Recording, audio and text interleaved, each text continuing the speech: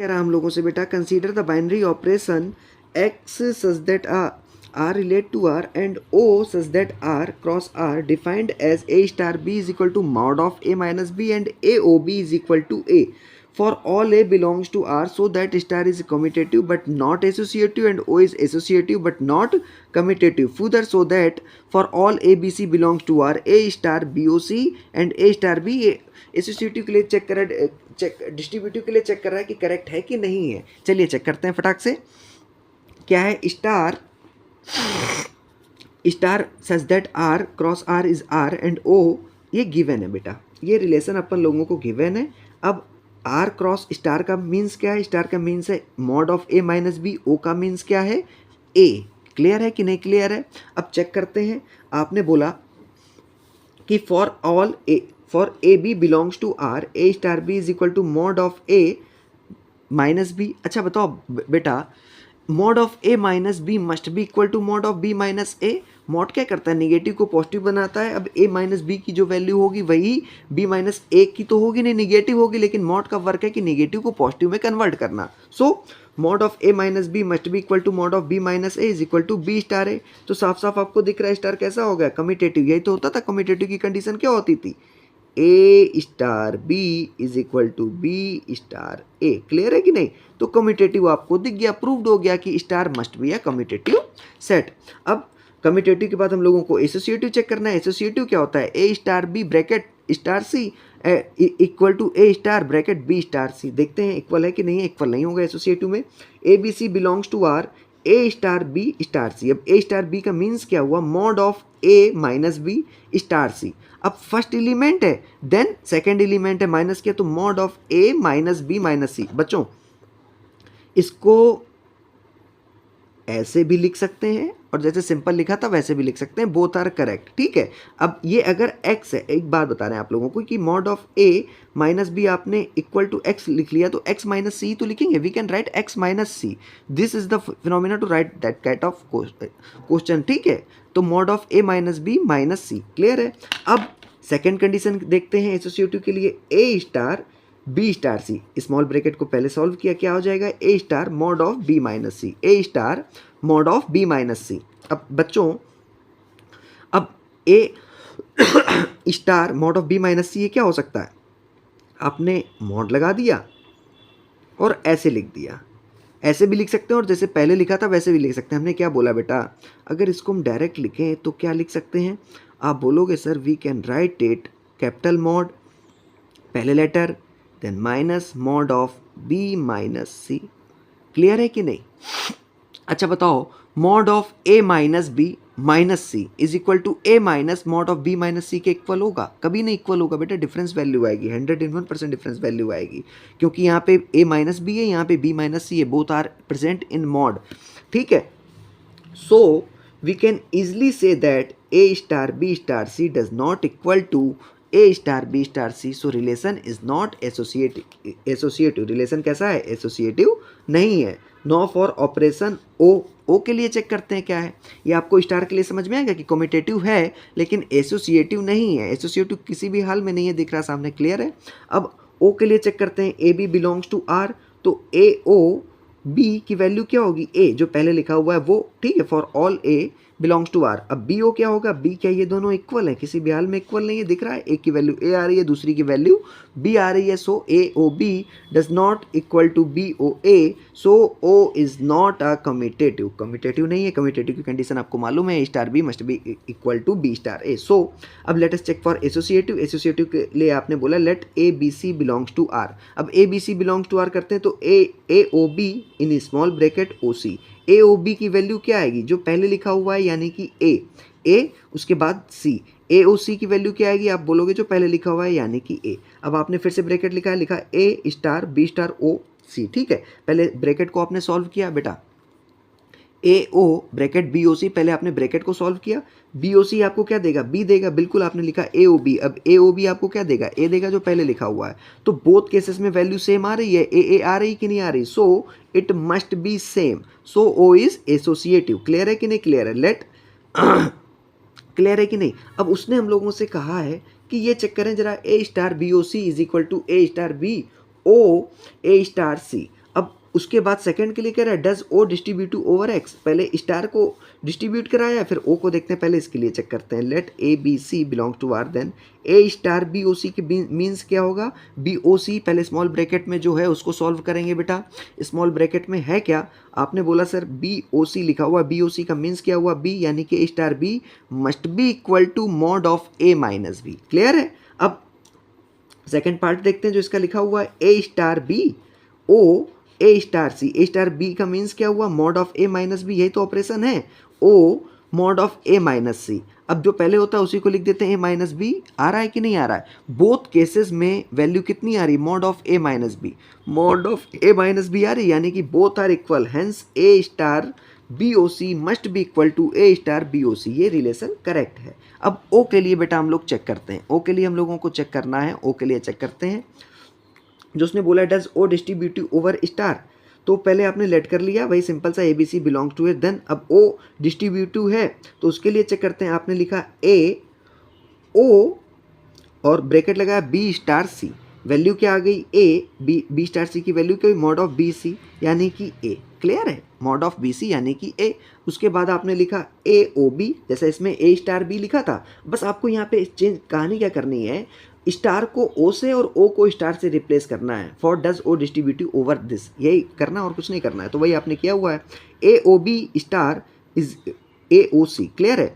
Then star का means क्या होता है, स्टार का मीन्स है मॉड। अब जो फर्स्ट लिखा हुआ है उसी को अपन लोगों ने पहले लिख दिया, ए ओ बी की वैल्यू क्या आ गई, ए ओ सी की वैल्यू क्या आ गई, again a, then A star a क्या हुआ, mod of A minus a will be equal to zero, पहले में वैल्यू आ रही थी ए, दूसरे में वैल्यू आ रही जीरो, तो क्या इक्वल है, नहीं इक्वल है, यानी कि the operation o does not distribute over x, कभी भी डिस्ट्रीब्यूट ओवर एक्स नहीं करेगा। क्लियर है कि नहीं, बहुत इजी क्वेश्चन है, स्टेप बाय स्टेप करते चले गए, क्लियर हो गया, कोई डाउट तो नहीं है बच्चों, पक्का कोई डाउट तो नहीं है। चलिए नेक्स्ट क्वेश्चन देखते हैं, 13th क्वेश्चन बेटा हम लोगों से क्या कह रहा है, given a non empty set x, ये ध्यान से देखना प्यारा क्वेश्चन है। Given a non empty set x, let star p x Cartesian product with px gives us px be defined as a star b is equal to a minus b union b minus a for all a b belongs to px, so that the empty set phi is the identity for the operation star and all the elements a of px are invertible with this। ये question दिया हुआ है, clear है कि नहीं, question समझ में आया, कह रहा कि बताओ कि फाई के लिए आइडेंटिटी है और इन्वर्टिबल है A inverse is equal to A के लिए। अब आइडेंटिटी की कंडीशन क्या होती थी, याद है कि नहीं, हमने बताया था, आप बोलेंगे A star E must be equal to E star A must be equal to A, यही तो कहानी होती थी।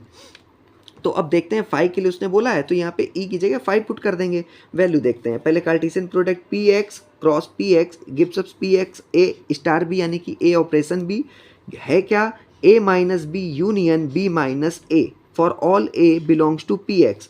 अब A belongs to P X, then A star phi क्या लिखेंगे अपन लोग, फाई इसलिए ले रहे हैं क्योंकि फाई को हम लोगों को आइडेंटिटी रिलेशन प्रूफ करना है। आइडेंटिटी रिलेशन प्रूफ करने के लिए ए star phi is equal to phi star A पहले प्रूफ करना पड़ेगा और इक्वल टू ए आना पड़ेगा। देखते हैं ए स्टार फाई हुआ क्या, तो आपने बोला सर ए माइनस बी की जगह फाई लिख देंगे and we will write phi in the place of b, so we can write a minus phi union phi minus a, we can write a minus phi union phi minus a, we will get a minus phi के means क्या हुआ, the element which are not present in phi but present in a, it will represent a. Okay, यही तो this, अगर बेटा मैं बोल रहा हूँ आप लोगों से x माइनस वाई, तो इसकी वैल्यू क्या होगी, इसकी वैल्यू बेटा वो होगी कि x element of x which are not present in y, क्या बोला हमने,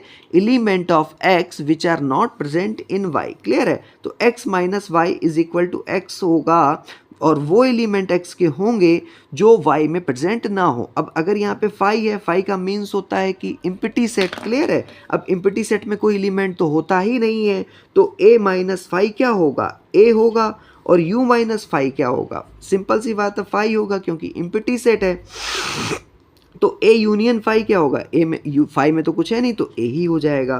क्लियर, फाई स्टार ए की वैल्यू निकालते हैं, then phi minus A union A minus phi, phi minus A क्या होगा, simply phi minus A phi होगा और ए माइनस ए होगा। क्लियर है, तो phi union A must be equal to a.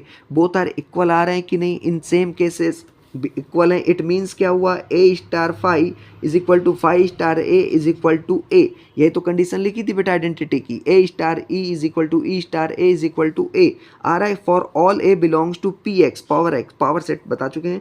Then phi is the identity for the operation. Clear हुआ कि phi must be the identity for the operation. अब हम लोगों को इन्वर्टिबल के लिए कह रहा है बेटा, क्या कह रहा है कि A of P X are invertible with A inverse A is equal to A. Check करते हैं इन्वर्टिबल की कंडीशन क्या होती है, बता रहे हैं। जैसे आपने लेट किया कि A belongs to P comma X, then must be belongs to P of X such that कि A star B must be equal to B star A. यही तो होती है बेटा कंडीशन। अब देखते हैं, element A belongs to P X will be invertible. कब इन्वर्टिबल होगा, if and only if there exist B of X such that A star B is equal to B star A star B is equal to B star A and equal to phi. Equal to phi इस case में इसलिए बच्चों क्योंकि phi is an identity element या identity relation. और भाई prove नहीं किया हमने, और इन्वर्टिबल आपको निकालने के लिए आइडेंटिटी बताना ही पड़ेगा इस टाइप के केसेस में, ठीक है।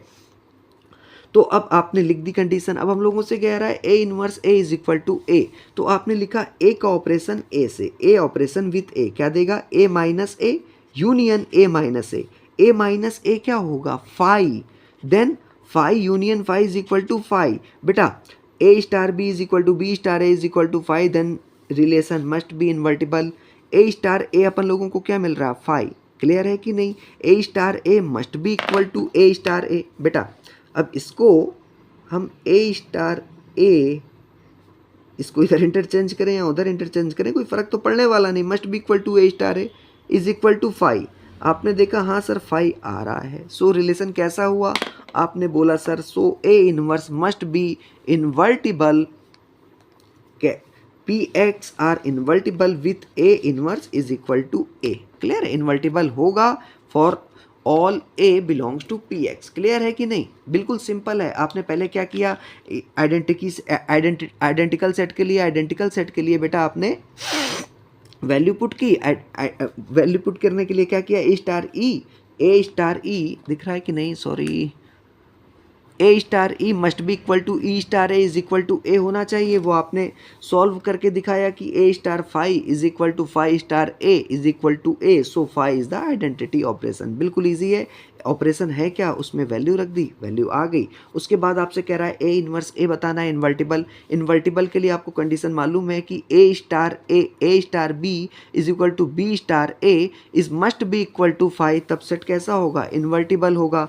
आपने वही लिखा A star A is equal to A minus A union A minus A, यानी कि phi union phi is equal to phi. Clear है। अब फाई क्या था, आइडेंटिटी सेट, इसका मतलब क्या है, ये बेटा 101% इन्वर्टिबल है। क्लियर है कि नहीं।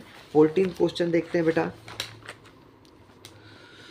14th क्वेश्चन अपनों से क्या कह रहा है बच्चे कि कोई सेट है, स्टार ऑपरेशन है और सेट क्या है 0 1 2 3 4 5, उसकी वैल्यू गिवन है। क्या वैल्यू गिवन है, 0 1 2 4 3 5। अब A star B is equal to A plus B if a plus b is less than 6 and a star b is equal to a plus b minus 6 if a plus b is greater than 6। ये condition उसने given करी है।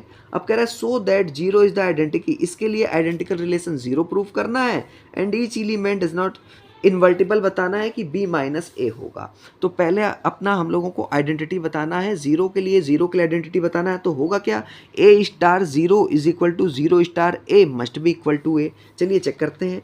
आपने लिखा x, इसको late कर लिया, इसमें क्या एलिमेंट है 0 1 2 3 4 5। अब star is operation, A star B क्या है a plus B if a plus B is less than 6 and a star B क्या है a plus B minus 6 if a plus B is greater than 6। And आपने कोई element E let किया, an element belongs to x is identity element for the operation ये if A, ये condition वही बेटा जो हम बताते रहते हैं आपको, a star E is equal to E star A is equal to a, e belongs to x होगा, ठीक है। अब नाउ फॉर जीरो के लिए कंडीशन क्या है, वही लिखा आपने, A star zero. A star zero की मीन्स क्या हुआ, आपने कहा sir A star zero is equal to A plus B. अच्छा बेटा बताओ ए प्लस बी क्यों होगा, क्या अगर ए बिलोंग्स टू एक्स कर रहा है तो ए प्लस उसमें जीरो ऐड करोगे तो 100% 6 से लेस होगा कि नहीं होगा। आपने कहा हाँ सर बिल्कुल, तो आपने वैल्यू रखी ए प्लस जीरो।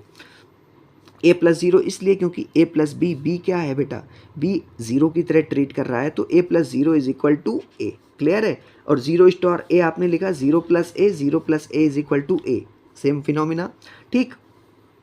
इसलिए a star B is equal to B star A is equal to A, both case में ए आ रहा है कि नहीं आ रहा है, यानी कि आपको जीरो क्या मिल गया, zero is the identity element for the operation. Zero क्या हुआ, जीरो आइडेंटिटी एलिमेंट हुआ इस ऑपरेशन के लिए। इतनी बात क्लियर हुई कि नहीं हुई।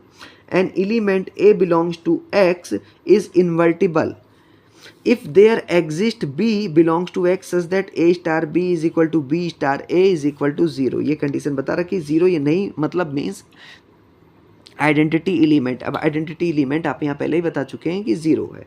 अब देखते हैं a प्लस बी क्या होगा। आपने बोला sir a plus B is equal to B plus A for all if a plus B is less than 6। अगर a प्लस बी की वैल्यू लेस देन 6 है तब ये कंडीशन क्लियर है बेटा, यही तो कंडीशन अपन लोगों को गिवन है। अगर a प्लस बी की वैल्यू ग्रेटर देन 6 है तब कंडीशन क्या है, a plus B minus 6 is equal to 0 is equal to B plus A minus 6 if a plus B is greater than 0। दोनों कंडीशन के लिए आपने लिख लिया। अब पहली कंडीशन के लिए बेटा क्या आएगा, पहली कंडीशन से आपको मिल सकता है ये a is equal to minus B. पहली कंडीशन से क्या मिलेगा आपको, a is equal to minus B. और दूसरी कंडीशन से बेटा क्या मिलेगा आपको, मिलेगा b is equal to a minus 6 या 6 माइनस a, उधर ले जाएंगे तो b is equal to 6 minus A. Clear है कि नहीं क्लियर है। अब मेरी बात सुनो, अपने पास x में एलिमेंट क्या है, 0 1 2 3 4 5, क्या कोई निगेटिव एलिमेंट प्रेजेंट है, कोई भी निगेटिव एलिमेंट प्रेजेंट तो है नहीं, तो a is equal to minus B को सेटिस्फाई नहीं करेगा। ये इस सेट के लिए ये रिलेशन रॉन्ग हो जाएगा। तो बचा क्या अपने पास, b is equal to 6 minus a, b is equal to 6 minus a. केवल और केवल only b is equal to 6 minus A is the inverse of a for all a belongs to a। Clear है कि नहीं।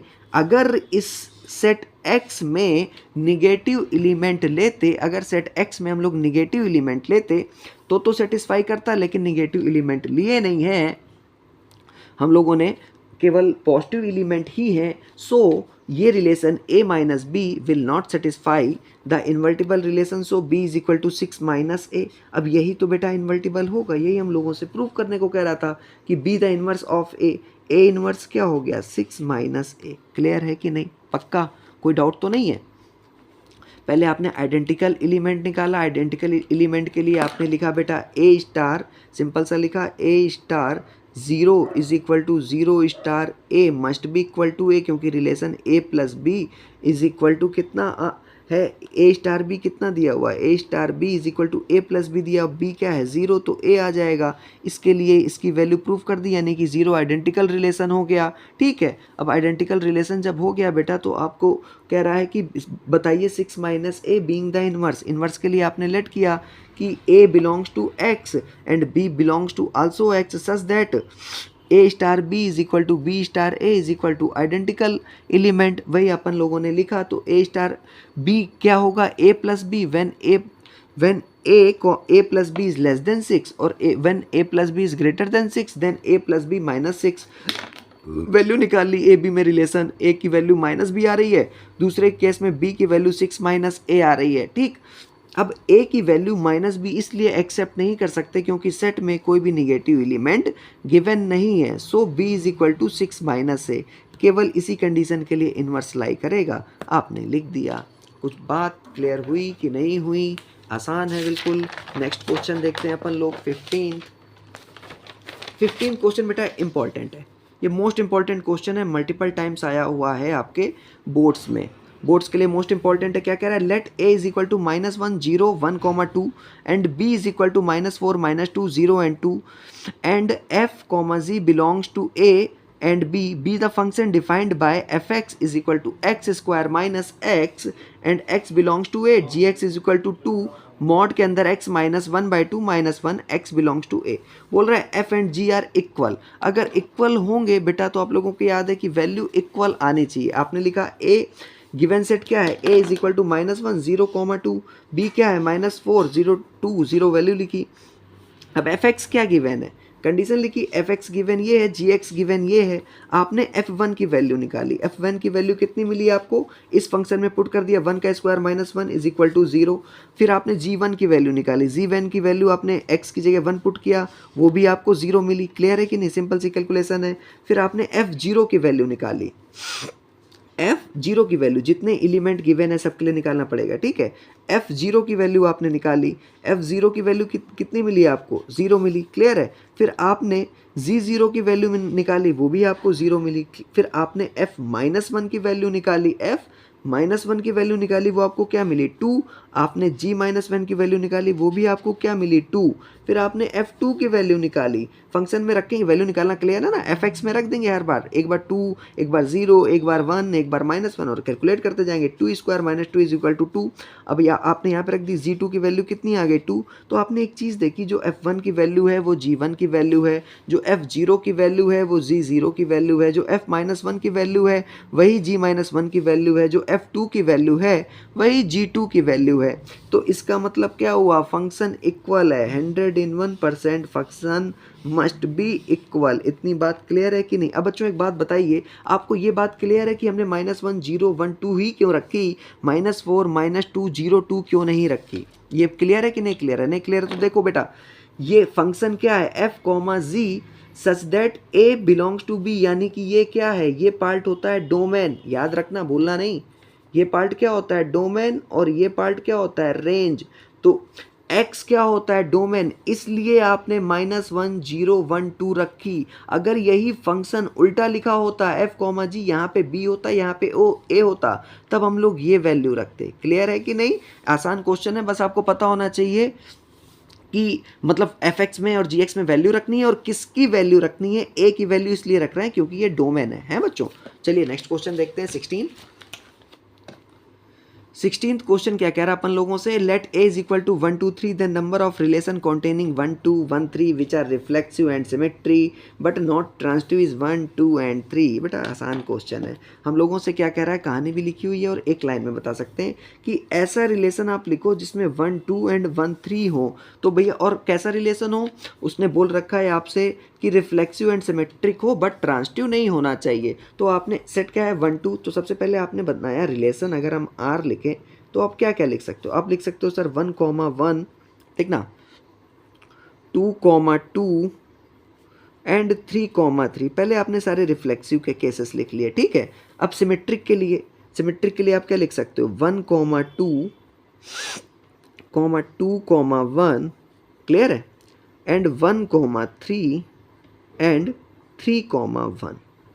अब बच्चों आप सोचेंगे इसमें हमने 2,3 एंड 3,2 क्यों नहीं लिखा, क्योंकि उसने कहा है कि the number of relation containing 1,2 and 1,3। तो सबसे पहले हम लोगों को 1,2 एंड 1,3 ही लिखना पड़ेगा और उसके बाद आपने क्या लिख दिया, रिफ्लेक्सिव के लिए 1,1 2,2 3,3 लिख दिया, ठीक है। अब अगर 1,2 प्रेजेंट है तो सिमेट्रिक में क्या होगा, 2,1 भी मस्ट भी प्रेजेंट होना चाहिए। तो आपने 1,2 2,1 लिखा, 1,3 प्रेजेंट है तो 3,1 भी प्रेजेंट होना चाहिए। इतनी बात क्लियर हुई कि नहीं। तो रिलेशन अपना ये बन रहा है, क्लियर है। अब हम लोगों से कह रहा है कि कितने नंबर ऑफ रिलेशन पॉसिबल हैं। बेटा केवल और केवल एक ही रिलेशन पॉसिबल है। अगर आप इसमें ध्यान से देखिएगा 2,3 और 3,2 ऐड कर देंगे, जैसे ही ऐड करेंगे आपके मन में आ रहा होगा सर इसमें 2,3 3,2 भी तो ऐड कर सकते हैं। जैसे ही आप ऐड करोगे ये रिलेशन ट्रांजिटिव बन जाएगा। अब रिलेशन अगर ट्रांजिटिव बन जाएगा तो इस कंडीशन को सेटिस्फाई नहीं करेगा। So only one will be possible relation, first option will be correct. देखो वही अपन लोगों ने लिखा हुआ है, ए गिवन था, आर क्या हो गया 1,1 2,2 3,3 1,2, ठीक। रिफ्लेक्सिव की कंडीशन लिख दी, सिमेट्रिक की कंडीशन लिख दी, ठीक है। ट्रांजिटिव के लिए ये, अब जैसे ही 3,2 अब अगर आप ऐड कर दोगे 3,2 ऐड करोगे तो 2,3 भी ऐड करना पड़ेगा क्योंकि सिमेट्रिकल है। जैसे ही 3,2 2,3 कर दोगे वैसे ट्रांसटिव बन जाएगा, ट्रांसटिव हो जाएगा तो कंडीशन सेटिस्फाई करेगा नहीं। So total number of desired relation is only 1, A option must be right. Clear हुआ? आपने जो उसने कंडीशन दी थी वो लिख दी। क्या कंडीशन दी थी कि 1,2 और 1,3 मस्ट बी लाई करना चाहिए, 1,2 और 1,3 मस्ट बी लाई करना चाहिए। तो रिफ्लेक्सिव की कंडीशन क्या होती? सारे एलिमेंट का रिफ्लेक्शन हो, 1,1 2,2 3,3। आपने रिफ्लेक्सिव के लिए लिख दी, सिमेट्रिक के सॉरी हाँ सिमेट्रिक के लिए क्या कंडीशन होती है? 1,2 1,3 प्रेजेंट हैं तो 2,1 एंड 3,1 मस्ट भी प्रेजेंट होना चाहिए। अब अगर जैसे ही आप इसमें 2,3 ऐड करते हो तो आपको 3,2 भी ऐड करना पड़ेगा। किसके लिए? सिमेट्रिकल के लिए। अब जैसे ही 2,3 3,2 आप ऐड कर दोगे रिलेशन ट्रांसटिव भी हो जाएगा, लेकिन उसने बोला है कि ट्रांसटिव नहीं होना चाहिए, ट्रांसटिव नहीं होना चाहिए क्योंकि ट्रांसटिव हो जाएगा बेटा तो सेटिस्फाई करेगा नहीं। So only one relation is possible, केवल और केवल एक रिलेशन पॉसिबल है। क्लियर है कि नहीं? एकदम आसान है। नेक्स्ट क्वेश्चन देखते हैं। नेक्स्ट क्वेश्चन अपने से क्या कह रहा है बेटा? नेक्स्ट क्वेश्चन अपने से कह रहा है let A is equal to 1 2 3 the number of equivalence relation. Equivalence relation क्या होता है? जो सिमेट्रिकल हो, ट्रांसटिव हो एंड रिफ्लेक्सिव हो, तीनों कंडीशन सेटिस्फाई करे तो कैसा रिलेशन हो जाता है? इक्विवेलेंस हो जाता है। तो आपने इक्विवेलेंस के लिए कितना 1 2 3 है, आपने पहले 1,1 2,2 3,3, ये क्या हुआ? रिफ्लेक्सिव के लिए। ठीक है, उसके बाद आपने लिखा सिमेट्री के लिए, सिमेट्री के लिए 1,2 2,1 must be present, 2,3 3,2 must be present and 1,3 and 3,1 must be present. Clear है कि नहीं? क्लियर है, इसमें कोई डाउट तो नहीं है? कोई डाउट नहीं है। ठीक है, तो हम लोगों से कह रहा है अब इस कॉन्टेनिंग 1,2 1,2 अपने पास आ गया, बिल्कुल आ गया, 1,2 भी है, 2,1 भी है। एक तो रिलेशन ये हो गया, लिख सकते हैं कि नहीं? दूसरा रिलेशन, अब इसमें हम लोगों को इक्विवेलेंस बोल रहा है, ट्रांसटिव भी हो जाएगा तो कोई फर्क नहीं पड़ने वाला। इसमें बची हुई कंडीशन के लिए आपने 2,3 ऐड कर दिया और 3,2 भी ऐड कर दिया। जैसे ही 2,3 3, ऐड किया तो कितने पेयर बन गए? 2 पेयर बन गए। तो कितना ऑप्शन हो गया? ये 2 ऑप्शन हो गया। क्लियर है कि नहीं? सिंपल है। इसमें इक्विवेलेंस है तो एक रिलेशन और पॉसिबल है। उसमें इक्विवेलेंस नहीं था, ट्रांसटिव के लिए मना कर रहा था तो आपने ट्रांसटिव की कंडीशन हटा दी थी, इसमें ट्रांसटिव की कंडीशन ऐड कर देंगे तो 2 रिलेशन बन जाएंगे 1,2 और कि मतलब ऐसा रिलेशन हो जिसमें 1,2 एग्जिस्ट करे। क्लियर है कि नहीं? आसान है बिल्कुल। आपने एक बार आर लिखा 1, देखो सिंपल वर्ड में कैसे लिखोगे लिख के बता दे रहे हैं। आपने आर लिखा, सबसे पहले हम लोगों से क्या कह रहा है? 1,2 प्रेजेंट होना चाहिए तो आपने लिख दिया 1,2 1,2 प्रेजेंट होना चाहिए। ठीक है, अब 1,2 अगर प्रेजेंट होना चाहिए तो रिफ्लेक्सिव के लिए 1,1 2,2 3,3 एंड 4,4 मस्ट भी प्रेजेंट होना चाहिए। क्लियर है कि नहीं? सॉरी 4,4 नहीं है 3,3। अब ये रिफ्लेक्सिव की, तो ट्रांसटिव की क्या होती है? सॉरी सिमेट्री की क्या होगी? 1,2 प्रेजेंट है तो 2,1 भी प्रेजेंट होना चाहिए। आपने इसको इक्विवेलेंस के लिए, ठीक है, अब इक्विवेलेंस के लिए एक कंडीशन ट्रांसटिव की लिख दो। 1,2 प्रेजेंट है तो 2,1 प्रेजेंट है तो 1,1 भी प्रेजेंट है। हाँ, इक्विवेलेंस शो कर रहा है। अब 3,3 भी कह रहा है तो 3,3 भी दिखा दो। आप लिख दो इसमें 1,3 एंड 3,1, ये भी आपने लिख दिया। ये सिमेट्रिकल के लिए 1,3, अब 1,1 आल्सो प्रेजेंट है तो बेटा ये क्या हो गया? ये हो गया अपना नॉर्मल आर। अब इसमें एक कंडीशन हम लोग क्या बना सकते हैं? 1 2 प्रेजेंट है। दूसरा आप इसमें क्या ऐड कर सकते हो? 2,3। अभी देखो 2,3 नहीं ऐड था बच्चों, ये आपने रिलेशन लिखा टोटल, उसके बाद आप इसमें 2,3 और ऐड कर दो। ये मैं कह रहा हूँ 2,3 ऐड करोगे तो आपको 3,2 भी ऐड करना पड़ेगा और बाकी एलिमेंट्स सब वैसे ही लिख देंगे। यानी कि कितने रिलेशन पॉसिबल हैं? केवल और केवल 2, वही लिखा हुआ है। एक्सप्लेन कर दे रहे हैं। स्मॉलेस्ट रिलेशन क्या होगा? 1,1 2,2 3,3 1,2 एंड 2,1, ये स्मॉलेस्ट रिलेशन जो हमने बेटा पहले लिखा था कि केवल 1,2 2,1 और सारे रिफ्लेक्सिव ऐड कर दिए। ठीक है, तो अब 2,3 3,2 1,3 एंड 3,1 ये हम लोगों ने रिलेशन छोड़ दिए जो कंप्लीट इसके रिलेशन बनेंगे। अब जैसे ही आप 2,3 ऐड करोगे तो सिमेट्री के लिए आपको 3,2 भी ऐड करना पड़ेगा। क्लियर है? 1,3 ऐड करोगे तो 3,1 भी ऐड करना पड़ेगा। क्लियर है कि नहीं? ट्रांसटिविटी के लिए। क्लियर है कि नहीं? So hence the equivalence relation bigger than R1 कितने हो गए? यानी कि दो रिलेशन हो गए। एक कौन सा हो गया? एक हो गया नॉर्मल वाला बेटा जो हम लोग स्मॉलेस्ट बोल रहे थे, और एक हो जाएगा दूसरा वाला यूनिवर्सल। क्लियर है कि नहीं? बात समझ में आई बेटा? पहले एक सिंपल लिख दिया, उसके साथ पूरा कंप्लीट लिख दिया। 18th क्वेश्चन देखते हैं। 18th क्वेश्चन इंपॉर्टेंट है बेटा, सिग्नम फंक्शन है। सिग्नम फंक्शन एक्चुअल में होता क्या है? जब मॉड एक्स अपॉन एक्स होता है उसको सिग्नम फंक्शन बोलते हैं। तो बोला है let F such that R, इन्होंने डायरेक्ट वैल्यू लिखी हुई है। Let F such that R is equal to R. Actual में सिग्नम फंक्शन ला थोड़ा सा बता दें। सिग्नम फंक्शन बेटा होता है मॉड एक्स अपॉन एक्स। अब when X is greater than 0 then क्या होगा? मॉड एक्स किसकी तरह बिहेव करेगा? एक्स की तरह। तो 1 रख दी और एक बार 0 रख दी, ठीक है। सॉरी, एक बार -1 हो जाएगा, इसी की वैल्यू आती है। तो हम लोगों से कंडीशन क्या कह रहा है, अपना क्वेश्चन देखते हैं। कह रहा है कि देन एफ एक्स दिया हुआ है सिग्नम फंक्शन और जी आर दिया हुआ है, दोनों रियल नंबर से बिलोंग कर रहे हैं। Greatest integer function g x is equal to integer x, ठीक है। तो कह रहा है then fog and gof coincide in 0,1। कह रहा है कि फॉग और गॉफ 0,1 में कंसाइड करेंगे या नहीं। तो आपने निकाला F such that R fx 1 0 -1 if x is greater than 0, x is equal to 0, x is less than 0. g such that r belongs to r, gx is equal to integer x, ठीक। let x belongs to 0,1 then integer x is equal to 1, ठीक है। if x is equal to 1, integer x क्या होगा? हमेशा 1 होगा। if x is equal to 1, integer x क्या होगा? 0 होगा। if x is equal to 0 integer की प्रॉपर्टी क्लियर है कि नहीं बेटा? इंटीजर, जैसे इंटीजर की वैल्यू हम लोग रखते हैं, हमने बोला आपसे अगर आप रखो इसकी वैल्यू 0.5 इंटीजर के अंदर, तो ये आपको क्या देगा? 0 इंटीजर, ठीक है, 0 वैल्यू देगा। वही लिखा है कि व्हेन 0 x की वैल्यू 0 और 1 के बीच में लाई करेगी तो इंटीजर x इक्वल टू 0, और x की वैल्यू जब 1 होगी तो integer x is equal to 1। Clear है? इंटीजर तो 1 होगा ही। फिर फ्रैक्शन वैल्यू लेस देन की ओर लेके चलते हैं। अब गॉफ और फॉग के लिए चेक करना है। फॉग क्या होता है? F of G X.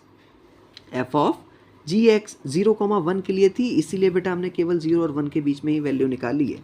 F of G X है क्या? इंटीजर एक्स, तो आपने लिख दिया इंटीजर एक्स। अब इंटीजर एक्स की जगह क्या लिख सकते हैं अपन लोग?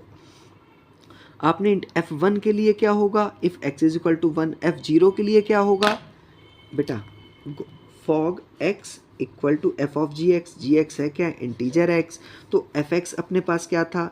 व्हेन ये 3 केस थे उसके लिए देखते हैं। f1 is equal to f0 if x is equal to 0 and x lies belong between 0,1। 0,1 के बीच में होगा तो 0 ही तो होगा, इसलिए ये वाला नहीं, ठीक है।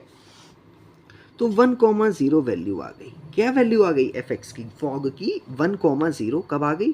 1 जब x इज इक्वल टू 1 है, और 0 1 व्हेन x बिलोंग्स टू 0,1। अब गॉफ x है, गॉफ x क्या होगा? गॉफ x को लिख सकते हैं g of F x. F x है क्या? 1 सिग्नम फंक्शन, यानी कि 1 0 -1, ठीक है।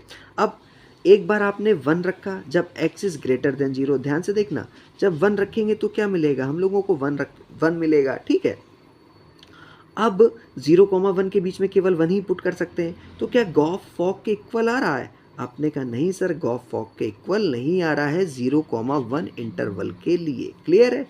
Gof is does not equal to fog, so it does not coincide in 0,1 में कंसाइड नहीं कर रहा है। 0,1 में बेटा कंसाइड नहीं कर रहा है। सो वही दिखा कि नहीं दिखा? क्लियर है? बहुत सिंपल है। एफ ऑफ जी एक्स निकाला, जी ऑफ एफ एक्स निकाला। जब एफ ऑफ जी एक्स निकाला तो आपको 1,0 मिली, और जी ऑफ एफ एक्स निकाला तो आपको ओनली 1 मिली। अब जब एक 1,0 है और ये 0,1 है, तो बेटा क्या ये इक्वल होगा? किसी भी हाल में इक्वल नहीं होगा। क्लियर है कि नहीं? अब नेक्स्ट क्वेश्चन देखते हैं 19।